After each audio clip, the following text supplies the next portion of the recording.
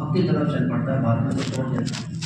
عمر بن خطاب رضی اللہ تعالیٰ عنہ اتنے بہادر اور جلی شخص تھے کہ پورے مکہ کے اندر کوئی یہ نہیں کہہ سکتا تھا کہ عمر بن خطاب اسلام لے آئیں گے۔ حالانکہ عمر رضی اللہ تعالیٰ عنہ کے ساتھ بیٹھنے والے عتبہ، شیبہ، سفیان، ابو جہل، ابو لہب یہ مشورہ کرتے تھے کہ ہمیں حضور کو تکلیف کس طرح پہنچانی ہے، تو کہتے تھے کہ تکلیف پہنچانے کے لیے عمر کو چنو، کیونکہ عمر ایک ایسی شخصیت ہے جس کا کوئی مقابلہ نہیں کر سکتا۔ تو عمر رضی اللہ تعالیٰ عنہ اتنے جلی اور بہادر تھے، مکہ کی زندگی کے اندر بھی دیکھیے، اسلام سے پہلے کی زندگی میں، اسلام کے بعد والی کی زندگی میں، لیکن کوئی شخص یہ نہیں جانتا تھا کہ وہ اسلام لے آئیں گے۔ لیکن انسان کے بس میں یہ بات ہوتی ہے کہ وہ خود بدلنے کی فکر کرے۔ عمر بن خطاب رضی اللہ تعالیٰ عنہ اللہ کے حبیب صلی اللہ علیہ وسلم دار ارقم میں موجود ہیں، سارے صحابہ کا مجمع وہاں لگا ہوا ہے، سیکھنا سکھانا چل رہا ہے۔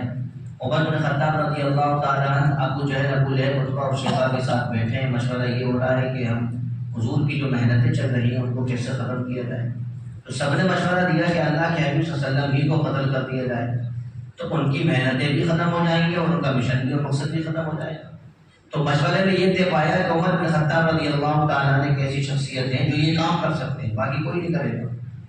تو عمر بن خطاب رضی اللہ تعالیٰ عنہ اس کام کے لیے منتخب ہوئے اور انہوں نے تلوار سنبھالی، اور سیدھے اللہ کے حبیب صلی اللہ علیہ وسلم کے بارے میں معلوم چلا کہ ارقم رضی اللہ تعالیٰ عنہ کے گھر میں سارا مجمع ہے اکٹھا، وہاں میں جاؤں گا، حضور قتل کر دوں گا۔ اور جب ہم راستے میں نکلے تو ابو نعیم انصاری رضی اللہ تعالیٰ راستے میں میرے فرمایا عمر کہاں جا رہا ہوں؟ فرمایا میں حضور کو قتل کرنے جا رہا ہوں، آج میں سارا معاملہ ہی ختم کر دیتا۔ لیکن نعیم انصاری رضی اللہ تعالیٰ نے فرمایا ٹھیک ہے، لیکن جس ایمان کے خلاف ہے آپ، جس اسلام کے خلاف ہے، جس دین کی آپ بغاوت کر رہے ہیں، اس کو ختم کرنے جا رہے ہیں، وہ دین آپ کے گھر تک بھی پہنچ چکا ہے۔ آپ کی بہن اور آپ کے بہنوئی زید بن حبیب رضی اللہ تعالیٰ عنہ سے قرآن کریم سیکھتے ہیں روزانہ، چاہے تو آپ جا کر دیکھ لیں۔ عمر بن خطاب نے سوچا ٹھیک ہے میں سب سے پہلے اپنے گھر چلا جاتا ہوں، وہیں سے ابتدا کرتا ہوں۔ تو عمر بن خطاب رضی اللہ تعالیٰ عنہ کی بہن تھی فاطمہ، اور آپ پہنچے وہاں پر تو دیکھا کہ زید بن حبیب قرآن کریم سکھا رہے ہیں فاطمہ کو اور ان کے بہنوئی کو۔ عمر بن خطاب رضی اللہ عنہ کو بڑا غصہ ہے کہ میرے ہوتے ہوئے یہ دین میرے گھر تک کیسے پہنچ گیا؟ اب زید بن حبیب رضی اللہ تعالیٰ جو تھے وہ تو چھپ گئے، عمر کو دیکھ کر عمر کا مقابلہ کون کر سکتا رضی اللہ تعالیٰ۔ عمر رضی اللہ تعالیٰ نے اپنی بہن فاطمہ کو بہت مارا، تو مار کھانے کے بعد بھی سیدہ جو فاطمہ تھی ان کی بہن وہ کہنے لگی عمر تم بھی خطاب کے بیٹو، میں بھی خطاب کی بیٹی ہوں۔ اسلام ایک کشش ہے اس کے اندر جازمیت۔ حضور کریم صلی اللہ علیہ وسلم نے ارشاد فرمایا اس شخص کو اسلام کی حلاوت نصیب ہوگی جو تین کام کرے گا، ایمان کی حلاوت اسے نصیب ہوگی جو تین کام کرے گا۔ فرمایا اسلام کا مزہ، اسلام کی کشش اور جازمیت اسے عطا ہوگی جو تین کام کرے گا۔ نمبر ایک، وہ اپنے پڑوسی کو تکلیف نہ دے۔ اسلام کی جازمیت، اسلام کا ایک حسن ہے جو ہمارے اندر کب آئے گا؟ جب ہم پڑوسیوں کے حقوق کی ذمہ داری اچھی طرح نبھائیں گے۔ فرمایا اللہ کے حبیب صلی اللہ علیہ وسلم نے جو اس بات کی گواہی دے کہ میں اللہ کا رسول ہوں، اللہ کے سوا کوئی معبود نہیں، میں شرک نہیں کروں گا، میں اللہ کو توحید ہی کے اعتبار سے مانوں گا، حضور نے فرمایا وہ اسلام کی حلاوت پائے گا۔ اور فرمایا جو آخرت کے دن پر ایمان رکھے گا کہ مرنے کے بعد مجھے دوبارہ زندہ کیا جائے گا، قبر سے مجھے نکالا جائے گا، اللہ تعالیٰ میرے اجزاء کو جوڑے گا، یہاں تک کہ میرا جو پور تھا وہ میری انگلیوں میں لگایا جائے، دوسرے کی انگلی میں میری انگلیاں نہیں جوڑی جائیں، یہاں تک کہ میری ہڈی جو چورما ہو چکی ہوگی قبر کے اندر اس کو بھی اللہ تعالیٰ جوڑے گا، اور اللہ تعالیٰ ہر ایک جز کو جب جوڑ دے گا اللہ تعالیٰ پھر اس میں روح ڈالے گا اور مجھے قبر کے اندر سے نکال کر اپنے سامنے کھڑا کرے گا۔ اس پر جس کا ایمان ہے اللہ کے حبیب نے فرمایا وہ اسلام کی حلاوت پائے گا۔ عمر بن خطاب رضی اللہ تعالیٰ عنہ جب مارتے مارتے تھکے تو حضور کریم صلی اللہ علیہ وسلم نے جو دعا مانگی تھی کہ اللہ اسلام کو قوت عطا فرما عمر بن خطاب کے ذریعے یا عمر بن ہشام کے ذریعے، تو عمر بن خطاب رضی اللہ تعالیٰ عنہ کے حق میں یہ دعا قبول ہو گئی، اور وہ مارتے مارتے وہ دل نرم ہوا۔ اور یہ دل نرم کیوں ہوا آپ کو معلوم ہے، کیونکہ عمر بن خطاب رضی اللہ تعالیٰ نے ایک مرتبہ قرآن اور سن چکے تھے، ایک مرتبہ قرآن اور سن چکے تھے جب حضور تلاوت کیا کرتے، تو دل میں انسان جب فکریں پیدا کر لے کہ مجھے اب گناہوں کے سمندر پہ جانا ہی نہیں، مجھے نیکیوں کے ساتھ چلنا ہے، مجھے گناہوں سے بچنا ہے، تو کوئی بڑی بات گناہوں سے بچنے کی ہوتی نہیں۔ انسان یہ داعیہ کر لے، یہ عزم مصمم کر لے کہ مجھے اب نمازیں نہیں چھوڑنی ہے، مجھے نماز ہمیشہ پڑھنی ہے، تو زیادہ سے زیادہ ایک ایسا شخص جو نمازیں نہیں پڑھتا ہے وہ شروعات کرے گا تو ایک نماز کی پابندی کرے گا، پھر 2 کی کرے گا، پھر 3 کی کرے گا۔ اللہ تبارک و تعالیٰ جب اس کے دل کی کیفیتوں کو دیکھیں گے تو اللہ تعالیٰ اس کی معین و مددگار بنتے ہیں، اس کو گناہوں سے بچاتے ہیں۔ آپ دیکھیں لا حول ولا قوت الا باللہ، اس کا ترجمہ، اس کا مطلب کیا ہے؟ اس کا مطلب یہ ہے کہ گناہ سے بچانے والی کوئی چیز اللہ کے سوا نہیں۔ آپ گناہ سے بچتے نہیں ہیں، اللہ تعالیٰ آپ کو بچاتا ہے۔ آپ کہتے ہیں میرے لیے اسباب پیدا نہیں ہوئے، اللہ نے آپ کو بچایا ہے گناہ سے۔ اللہ آپ سے محبت کرتا ہے، اپنے بندے کو گناہ میں دیکھنا نہیں چاہتا۔ لا حول ولا قوت الا باللہ، گناہ سے بچانے والی کوئی طاقت سوائے اللہ کے نہیں ہے، نیکیوں پر چلانے والی کوئی طاقت سوائے اللہ تعالیٰ کے نہیں ہے۔ بندہ کہتا ہے کہ میں نے اپنے فعل سے یہ کام کیا ہے، میں نے اپنی صلاحیت سے یہ کام کیا، میں نے اپنی استعداد سے یہ کام کیا ہے، بندے نے نہیں کیا، بلکہ اللہ تعالیٰ یہ چاہتا تھا یہ بندہ میرے سامنے جھکے، مجھ سے مانگے، مجھ سے راز و نیاز کرے۔ اور اللہ تعالیٰ گناہوں سے بچنے کے لیے اللہ تعالیٰ معین ہوتے ہیں، اللہ تعالیٰ کی توفیق شامل حال لیتی ہے۔ عمر بن خطاب رضی اللہ تعالیٰ عنہ کے دل میں نرم گوشہ پیدا ہوا، تو آپ نے اپنی بہن سے کہا اچھا بتاؤ کیا پڑھ رہی تھی؟ تو اس وقت سورت کریمہ نازل ہوئی تھی، طٰہٰ مَا أَنزَلْنَا عَلَيْكَ الْقُرْآنَ، سورت طٰہٰ نازل ہوئی۔ تو آپ نے وہ صحیفہ دکھایا عمر کو، عمر چھونے لگے، فرمایا اس کو گندے ہاتھوں سے نہیں چھوا جاتا، قرآن کریم اتنی معزز کتاب ہے، اس کو گندے ہاتھوں سے نہیں چھوا جاتا۔ عمر بن خطاب رضی اللہ تعالیٰ عنہ غسل کرنے گئے، غسل کا طریقہ ان کے بہنوں نے بتایا، زید بن حبیب نکل کر باہر آ گئے۔ عمر بن خطاب رضی اللہ تعالیٰ نے کیا فرمایا؟ اب میں بدلنا چاہتا ہوں، اب میں بدلنا چاہتا ہوں، اب میں پچھلی زندگی چھوڑوں گا، اب میں پچھلی زندگی کو ترک کر دوں گا، اب میں گناہ سے میرا کوئی تعلق نہیں، وہ گناہ جو میں نے کیے ہیں۔ اللہ کے حبیب صلی اللہ علیہ وسلم نے ارشاد فرمایا اسلام لانے کے بعد وہ گناہ جو اسلام سے پہلے بندہ کرتا ہے، الاسلام یہدم ما کان قبلہ، اسلام ان سارے گناہوں کو دھو دیتا ہے۔ اسلام اتنی بڑی چیز ہے، ایمان اتنی بڑی کیفیت کا نام ہے۔ ایک بندہ صرف کلمہ پڑھ رہا ہے اور وہ یہ کہہ رہا ہے کہ میں اللہ تعالیٰ کے ساتھ کسی کو شریک نہیں کروں گا، میں رسول کریم صلی اللہ علیہ وسلم کو آخری نبی مانتا ہوں، ان کی رسالت پر میرا اقرار ہے۔ حضور نے فرمایا اس بول کی وجہ سے، اس کہنے کی وجہ سے اس کے سارے گناہ اللہ تعالیٰ نے معاف کر دیے، جتنے بھی گناہ اس کے تھے، چاہے وہ گناہ کبیرہ تھے، چاہے وہ گناہ صغیرہ تھے، نہ اس نے توبہ کی، صرف اس نے کلمہ پڑھا میں اب اللہ تعالیٰ کو ایک مانوں گا، میں شرک نہیں کروں گا، میں کسی کی راز و نیاز نہیں کروں گا، میں کسی سے منتیں نہیں مانوں گا، میں کسی کے در پہ نہیں جھکوں گا، میں اللہ کے سامنے جھکوں گا، اللہ مجھے غمی میں رکھے تب بھی اللہ پر میں راضی رہوں گا، اللہ مجھے خوشی میں رکھے تب بھی میں اللہ کی تقدیر پر راضی رہوں گا۔ یہی تو ایمان ہے، آمنت باللہ و ملائکتہ و کتبہ و رسلہ والیوم الآخر والقدر خیرہ و شرہ۔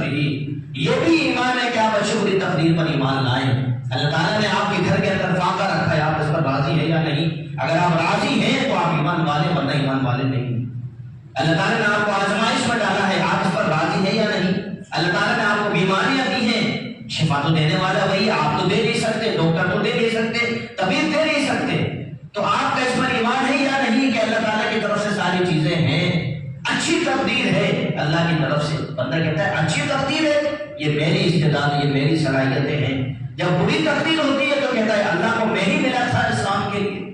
تو پھر معلوم یہ چلا کہ آپ کا ایمان اس درجے کا نہیں جس درجے کا ایمان اللہ تعالیٰ چاہتا ہے، اور اللہ تعالیٰ جس ایمان کا مطالبہ کر رہا ہے۔ جب اس درس کا ایمان ہوگا تو عمر بن خطاب رضی اللہ تعالیٰ نے فرمایا میں بدلنا چاہتا ہوں، میں کہاں بدلوں؟ فرمایا ٹھیک ہے حضور کے در پر چلو، جہاں تلوار لے کر قتل کرنے جا رہے تھے عمر، اب نقشہ بدل چکا ہے، اب معاملہ تبدیل ہو چکا ہے، اب کیفیت بدل چکی ہے، اب تغیر و تبدل آ چکا ہے۔ پہلے اسلام کے خلاف سازشیں ہو رہی تھی، اب وہ عمر رضی اللہ تعالیٰ نے کہا اللہ تعالیٰ نے اسلام کے موافق میں بٹھا دیا ہے۔ اب حضور کریم صلی اللہ علیہ وسلم کے در پر جب عمر پہنچے، دروازہ کھٹکھٹایا، امیر حمزہ نے دیکھا دروازے کے سوراخ کے اندر سے عمر آ چکے ہیں، فرمایا کوئی بات نہیں، ہم نے اسلام اس لیے تھوڑی اپنایا تھا، اسلام کا کلمہ ہم نے اس لیے تھوڑی پڑھا تھا کہ ہم ذرا سی مصیبتوں میں اسلام کا دامن چھوڑ دیں، ذرا سی پریشانی میں ہم اسلام کو پیچھے ڈال دیں گے۔ مہاجر اور انصار نے اللہ کے حبیب صلی اللہ علیہ وسلم سے ہر موقع پہ یہ ارشاد فرمایا اللہ کے حبیب آپ ہمیں حکم دیں گے ہم آپ کے دریا میں کودیں، آپ ہمیں حکم دیں گے ہم سمندروں میں کودیں گے، آپ ہمیں حکم دیں گے ہم صحراؤں کو ناپ دیں گے، ہم سمندروں کو عبور کر لیں گے، لیکن اللہ کہتے کہ آپ کا دامن کبھی چھوڑیں گے نہیں۔ تو اسلام اس لیے تھوڑی حاصل کیا تھا، ابھی رمضان فرمایا کوئی بات نہیں، ہم دیکھیں گے کہ عمر کس مقصد سے آئے۔ دروازہ کھولا، عمر رضی اللہ تعالیٰ کا وہ روب و دبدبہ جو سارے معاشرے پر چھپا ہوا تھا، صحابہ سہم کر، لیکن اللہ تبارک و تعالیٰ کچھ اور نقش کر رہا تھا تقدیر کے اندر۔ عمر بن خطاب رضی اللہ تعالیٰ عنہ فوراً گرے اور اللہ کے حبیب صلی اللہ علیہ وسلم نے عمر کے سینے پر ہاتھ مارا اور فرمایا یا عمر اسلم یا عمر، اے عمر اسلام لاؤ۔ 3 مرتبہ دل پر ہاتھ مارا، عمر رضی اللہ تعالیٰ نے گر کر اسلام لائے اور کہا میں گواہی دیتا ہوں کہ اللہ کے سوا کوئی معبود نہیں، اور اے اللہ کے حبیب آپ آخری رسول ہیں اور میں آپ کی رسالت پر قربان ہوں، میرا مال میری جان ساری چیزیں قربان۔ تو جو شخص بدلنا چاہتا ہے، جو شخص کہتا ہے کہ میں مسلمان ہوں، وہ اپنے مرتبے اور کو سمجھے، وہ اپنی عظمت کو سمجھے، وہ کائنات کا کوئی ہلکا پھلکا شخص نہیں ہے۔ ایمان والا کائنات کی کوئی ایسی چیز نہیں ہے جو پانی کا بلبلہ ہو، جو چند منٹوں کے لیے آئے اور غائب ہو جائے، بلکہ ایمان اور ایمان والا اس مقام اور دنیا کے لیے بنیادی حیثیت رکھتا ہے۔ ایمان والا ختم اللہ کا نظام رہا، ایمان والا ختم اللہ تبارک و تعالیٰ دنیا کو مٹائیں گے، ختم کریں گے، وہ فرمائیں گے کہ مجھے ضرورت نہیں دنیا کی، جب ایمان والے ہو چکا ہوں۔ اللہ تعالیٰ جس کی وجہ سے دنیا کے وجود کو باقی رکھ رہا ہو، آپ غور کریں وہ کتنی مقام و مرتبے پر فائز، اور جس کے نہ ہونے سے اللہ تعالیٰ یہ دنیا کو ختم کر رہا ہو، اتنے حسین نظاروں کو مٹا رہا ہو، اس کی کشش، اس کی بہاروں کو ختم کر رہا ہو، آپ سوچیں کہ اللہ تعالیٰ کے نزدیک ایمان والا کتنا عظیم المرتبہ ہے۔ تو ایمان والا سمجھے کہ اللہ تعالیٰ نے مجھے کس لیے دنیا میں بھیجا، ما خلقت الجن والانس الا لیعبدون، ہم نے انسان اور جناتوں کو محض اپنی غلامی کے لیے پیدا کیا۔ آپ تجارت میں تاجر ہیں تب بھی اللہ تعالیٰ کے غلام ہیں، اس کی غلام عاقل کے خلاف کبھی کوئی کام نہیں کرتا۔ آپ شادی کر رہے ہیں، اللہ تعالیٰ کے غلام ہیں اور اس کے خلاف آپ کوئی کام نہیں کر سکتے۔ آپ کے گھر کے اندر، آپ کے محلے کے اندر، آپ کی بستی کے اندر جو بھی چیزیں ہوں گی وہ اللہ تعالیٰ کی مرضی سے ہوں گی، اس کی شریعت کے حدود کے دائرے میں رہ کر ہوں گی۔ یہ غلامی کا حق ادا کرنے والی ذاتیں ہوتی ہیں، اور اس کے خلاف اگر ہم بغاوت کریں گے تو ہم باقی شمار ہوں گے، ہم غلام شمار نہیں ہوں گے۔ پھر ہم ایمان مسلمان تو رہیں گے لیکن ایمان والے ہونے کی فہرست ہم نکل جائیں گے۔ اسی لیے ایک شخص اگر یہ فکرے کر لے کہ نہیں مجھے اب تبدیلی کرنا ہے، مجھے اپنے اندر تغیر پیدا کرنا ہے، میری نمازیں چھوٹ چکی ہیں لیکن آپ نے نمازیں قضا نہیں کر سکتا، میں ایمان والا ہوں، مسلمان ہوں، میری نمازیں قضا ہیں، میں ان نمازوں کو پورا کروں گا، میری زکات چھوٹ چکی ہے، میں زکات کو ادا کروں گا، میرے ذکر اذکار رہ گئے، میں اللہ تعالیٰ سے راز و نیاز نہیں کرتا، اللہ تعالیٰ کا نام نہیں لیتا۔ اس کو چاہیے کہ وہ سب باتوں کے فکر کر کے سوچے کہ یہ زندگی جس پر وہ آپ چلے گا، یہ زندگی اس کے قلب کو بھی راحت دے گی، اس کی زندگی میں بھی سکون پیدا کرے گی، اور جب یہ انسان چھوڑ دے گا تو بے چینی اس کے دل کے اندر پیدا ہو، اللہ تعالیٰ اس کو مصیبتوں میں ڈالے گا، نیکی کی وجہ سے نہیں، اس کے گناہوں اور اس کی بدعمالیوں کی وجہ سے۔ اللہ کے حبیب صلی اللہ علیہ وسلم نے موقع پر ارشاد فرمایا لوگوں اعمالکم اموالکم، تم یہ نہ سمجھنا کہ تمہارے حاکم جو تمہارے حکمران تم پر ظلم کر رہے ہیں، وہ کیوں کر رہے ہیں؟ اس لیے کہ تمہارے اعمال اس قابل تھے کہ وہ تم پر ظلم کرتے۔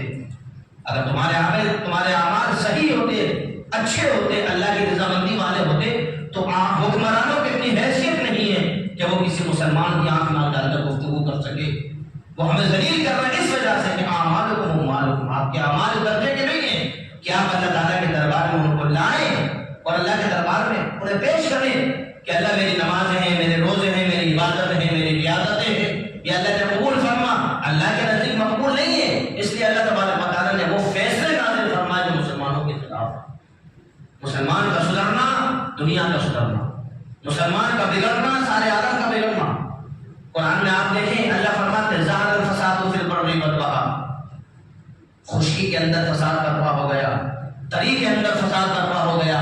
ہر جگہ فتنہ فساد کا دور دورہ ہے، ہر شخص ظالم ہے، دنیا کے ہر خطے کے اندر فتنہ فساد برپا ہے۔ اللہ فرماتے ہیں کیوں؟ بما کسبت ایدی الناس، لوگوں کی اپنی کمائی کی وجہ سے،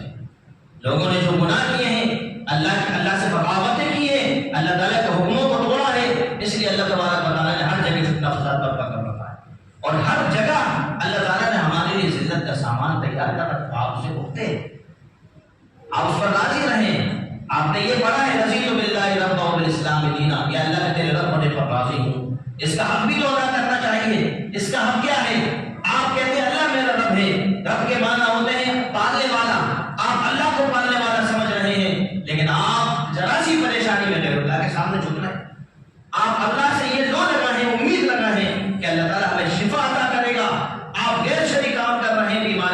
آپ سے، پھر اللہ تعالیٰ نہ آپ کو شفا دے گا، نہ اللہ تبارک و تعالیٰ آپ کی پریشانی کو دور کرے گا۔ آپ سوچیں ذرا،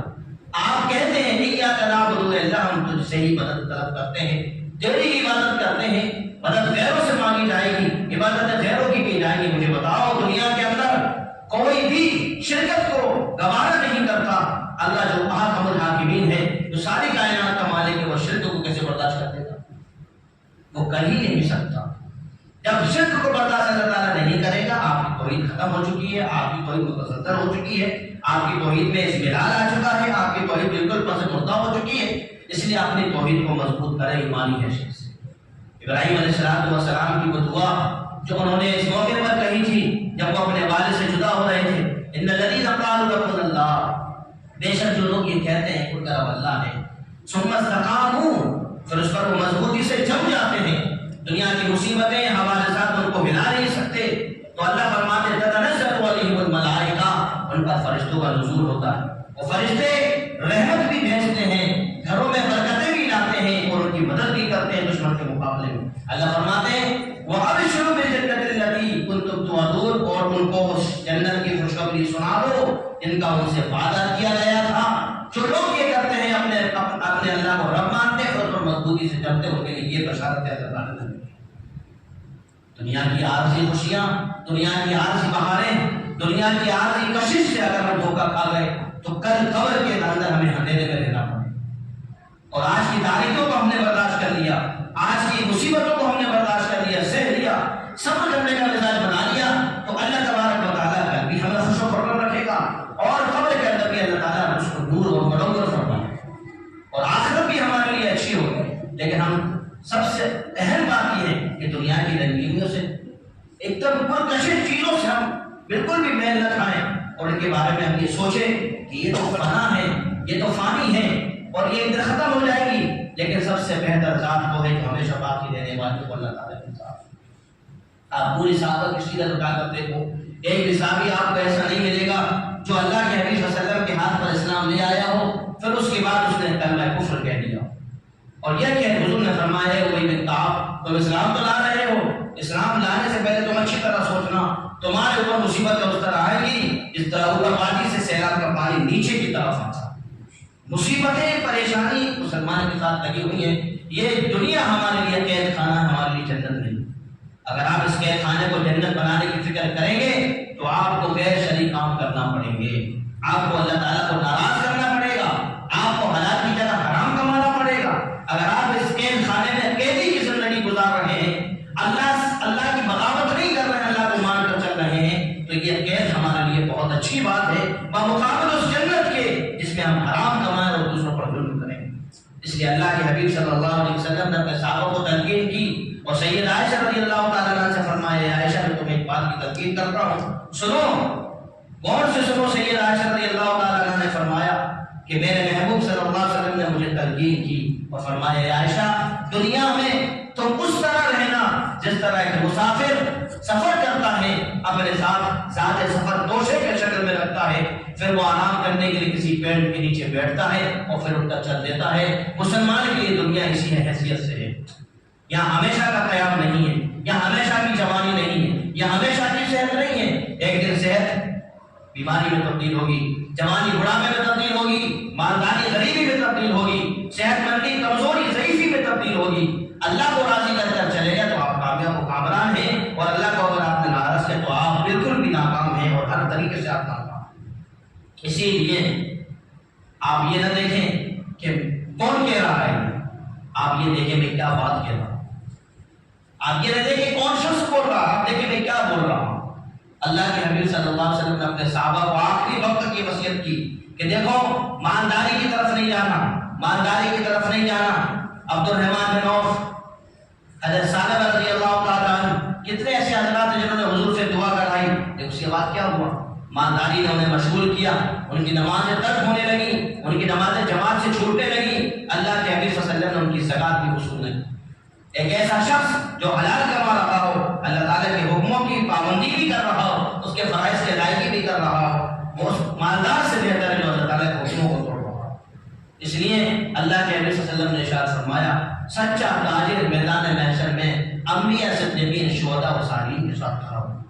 جہاں لوگ ڈر رہے ہوں گے کہ میرا کیا ہوگا، نفسی نفسی کا معاملہ ہوگا، وہاں اتنا بڑا مقام ایسے شخص کو جو بزنس حلال طریقے سے کر رہا ہوگا۔ ہمیں تو ہر معاملے میں یہ رکھنا ہے اللہ ہم سے کہاں راضی ہو کہاں ناراض ہو، ہمیں تو ہر معاملے میں پھونک پھونک کر قدم رکھنا ہے۔ دنیا ہمیں دیکھ کر چلے گی اور اپنے لیے راہیں ہموار کرے گی، یہ مسلمان ہیں، ان کا کردار کیسا ہے، ایمان والے ان کا کردار کیسا ہے۔ آپ دیکھیں صحابہ کو دیکھ کر آج بھی لوگ کیسے کلمہ پڑھتے تھے، اپنی زبانیں بھلا دیا کرتے تھے، صحابہ کی زبانیں اختیار کرتے تھے، اپنا لباس چھوڑ دیا کرتے تھے، صحابہ کے لباس زیبتن کرتے تھے، اپنا کھانا چھوڑ دیا کرتے تھے۔ لیکن یہ بڑے اچھے لوگ ہیں، یہ کہاں سے آئے ہیں، ان کی زبان بھی اچھی ہے، ان کا لباس بھی اچھا ہے، ان کا کھانا بھی اچھا ہے، ان کا رہن سہن بھی اچھا ہے، ہم اس کو اپنائیں گے۔ لوگوں نے اپنے علاقے چھوڑے، اپنی زبانیں چھوڑی۔ زبان کا چھوڑنا بہت مشکل ہوتا ہے، سنسکرتی کا چھوڑنا، کلچر کا چھوڑنا بہت مشکل ہوتا ہے، لیکن صحابہ جہاں جہاں گئے ہیں لوگوں نے اپنی زبانیں پر چھوڑ دیے صحابہ کی محبت میں۔